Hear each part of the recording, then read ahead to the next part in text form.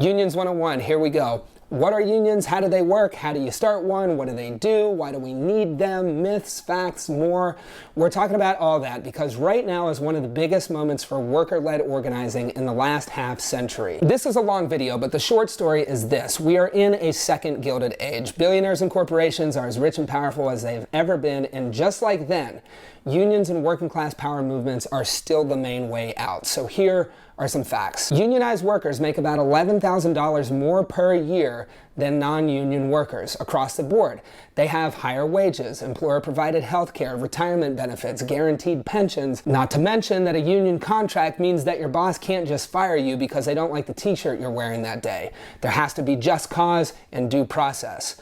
Any way you cut it, a union means more money, power, and a better life for its members. Whoa, whoa, whoa, whoa, whoa, whoa. Do not go anywhere. This is where most people statistically drop off in a video. I know because of my analytics and I can see you through your front camera. So keep going, dummy. I'm trying to help you out. So what the heck are unions anyway?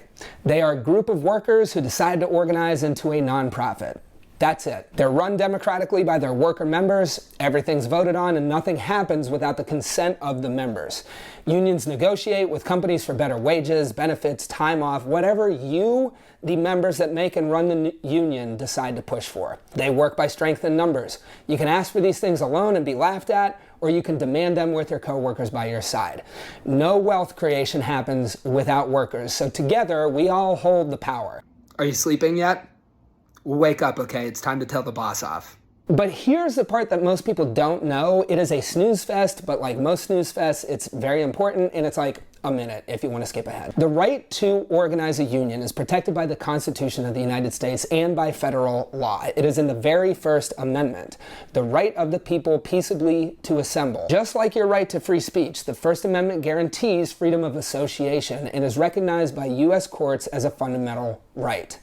Also, freedom of association for advancing shared values is the liberty written into the Due Process Clause of the 14th Amendment. And backing all of these constitutional rights up is the 1935 National Labor Relations Act. It lays out exactly what workers can do, and more importantly, exactly what companies cannot do when workers organize. Union busting and retaliation, even though common, is illegal. And it's the job of the NLRB, created in that 1935 law, to protect and enforce your rights. So you can do something about it. In short, any organizing that you do is as central to the U.S. Constitution as free speech. It is an American birthright for everybody, and it is definitely time to use it. Ooh, this is a lot. You still with me? It's time for a little puppy break. Hi, big puppy. Working Americans aren't exactly enjoying the fruits of their labor. Our retirement savings are terrible. Our rule of thumb is to have $1 million or more in the bank by the time you retire.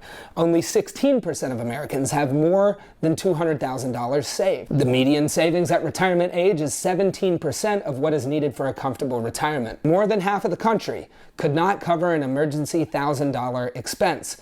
The bottom half of Americans combined literally have a negative net worth, meaning they are worth less than $0. And the majority of workers are working more hours for not much more pay. Meanwhile, billionaires and the rich are winning it all. 3 men own as much as the bottom half of Americans. The richest 5% own 66% of the country's wealth. And billionaires, for the first time in history, paid a lower tax rate than the working class in 2018. Did you think I had just one puppy?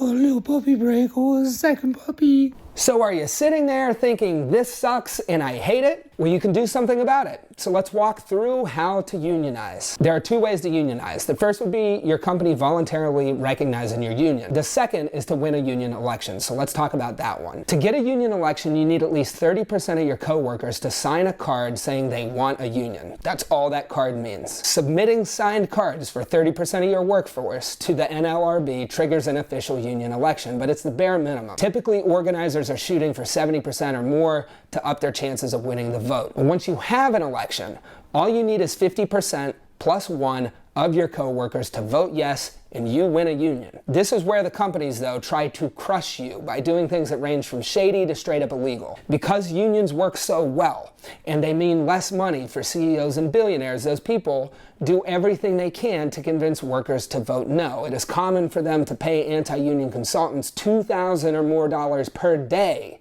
to break a union drive. Amazon spent $54 million last year alone trying to stop the Amazon labor union, which won incredibly with a budget of $100,000 they raised on GoFundMe. So it may not be easy, but it is absolutely possible to win anywhere. Once you win, then your union negotiates a contract.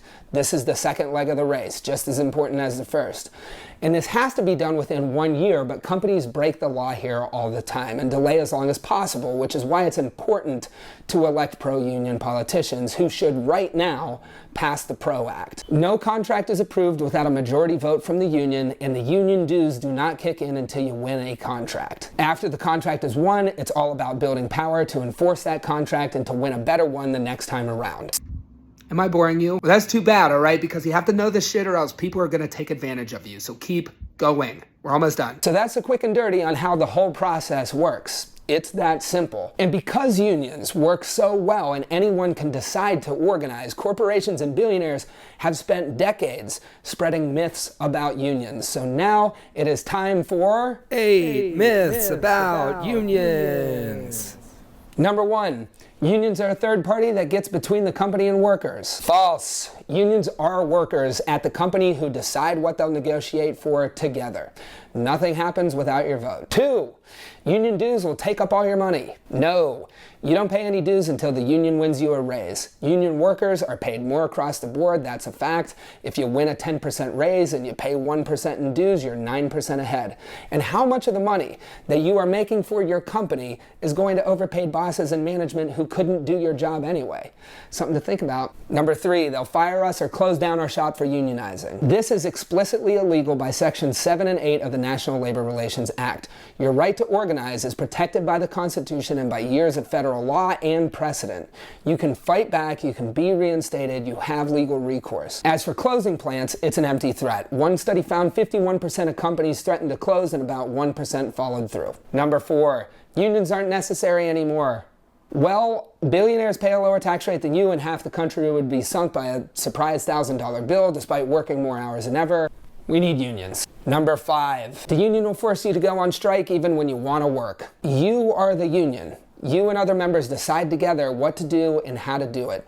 Strikes are a last resort when the company plays hardball. Number 6, you can lose what you currently have at your job by trying to unionize. You vote on whatever you get, so unless you're planning to vote for less, then this is a very silly argument. And as John Oliver put it in his segment, if companies genuinely thought unions would negotiate worse terms for their employees, they'd be really psyched about it. Number 7, unions protect bad, lazy workers and make it impossible to fire them. This one's a classic bad apple argument. Of course companies can fire people. Unions just make it so that there has to be a reason and due process. You can't just be fired for looking at the boss wrong, and you can't be disciplined willy-nilly for bogus reasons if your boss doesn't like you. And number 8, unions make everything more expensive. Actually, companies do that. Think of any company that moved overseas to use 30-cent per hour labor.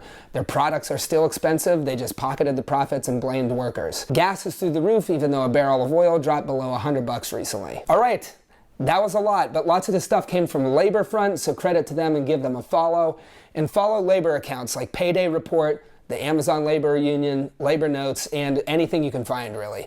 And remember, if 2 people can start a union from scratch with a GoFundMe and beat Amazon, then you can do it wherever you work too, which is why it is time for